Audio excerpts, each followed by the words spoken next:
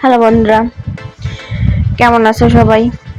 আমি আজকে তোমাদেরকে দেখাবো ডিম ও পেঁপে রান্না করা। পেঁপের সাথে আস্ত ডিম কিভাবে রান্না করতে হয়। তো আমি প্রথমে তেলটা দিয়ে দিছি।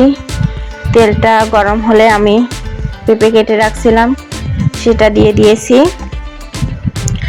আমি হলুদ, লবণ, জিরার গুঁড়া, ধনের গুঁড়া এগুলো দিয়ে আমি সুন্দরভাবে কষিয়ে নেব।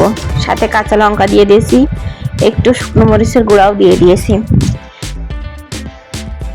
এবার আমি সুন্দরভাবে কষিয়ে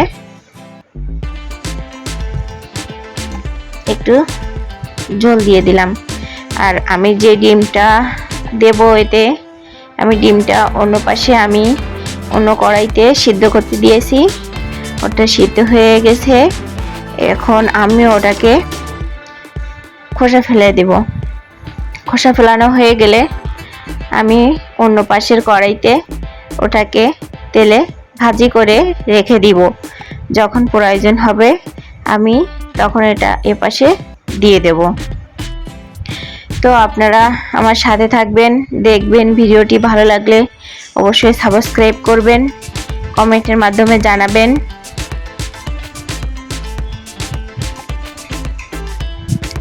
তো আমার ডিম চলা হয়ে গেছে। আমি দেখেন ওপাশে কড়াইতে আরেকটা চোলাতে আমি ডিমটা ভেজে নিচ্ছি।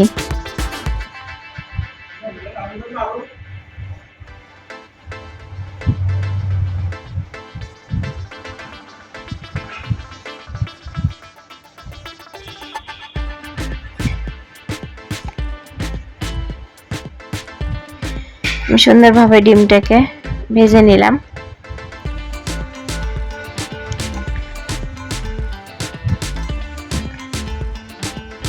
এবার আমি তরকারিটা একটু ঘুটে দিয়ে দিচ্ছি। পেঁপেটা সুন্দরভাবে সিদ্ধ হয়ে যাবে। নামানোর একটু আগেই আমি ডিমটা দিয়ে দেব।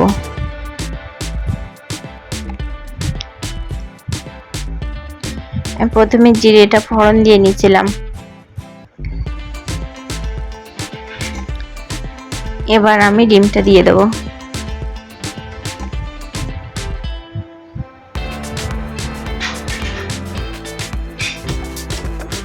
ঢেকে দিয়ে রান্না করছি যাতে ভালোভাবে হয়ে যায়।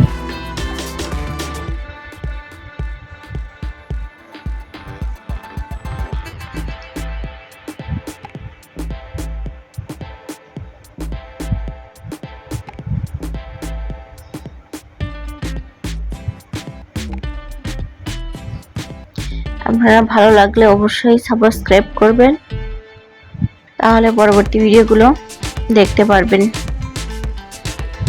আর তরকারিটা হয়ে গেছে, আমি এখন নামিয়ে দেব। দেখেন কত সুন্দর।